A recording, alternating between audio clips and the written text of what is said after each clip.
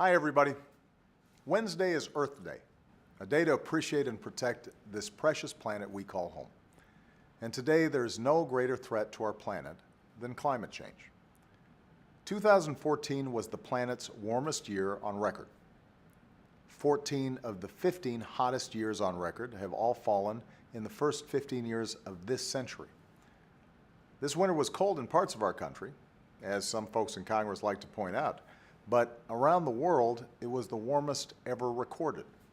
And the fact that the climate is changing has very serious implications for the way we live now.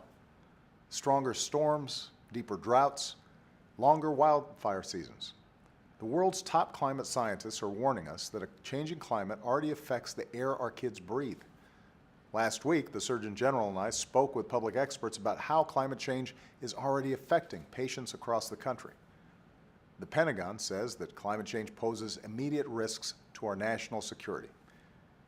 And on Earth Day, I'm going to visit the Florida Everglades to talk about the way that climate change threatens our economy. The Everglades is one of the most special places in our country, but it's also one of the most fragile. Rising sea levels are putting a national treasure and an economic engine for the South Florida tourism industry at risk.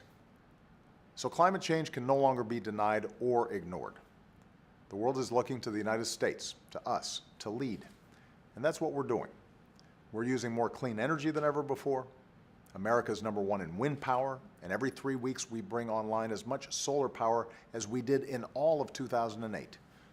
We're taking steps to waste less energy with more fuel-efficient cars that save us money at the pump, and more energy-efficient buildings that save us money on our electricity bills. So thanks in part to these actions, our carbon pollution has fallen by 10% since 2007, even as we've grown our economy and seen the longest streak of private sector job growth on record. We've committed to doubling the pace at which we cut carbon pollution, and China's committed for the first time to limiting their emissions. And because the world's two largest economies came together, there's new hope that with American leadership this year, the world will finally reach an agreement to prevent the worst impacts of climate change before it's too late. This is an issue that's bigger and longer lasting than my presidency. It's about protecting our God-given natural wonders and the good jobs that rely on them. It's about shielding our cities and our families from disaster and harm. It's about keeping our kids healthy and safe.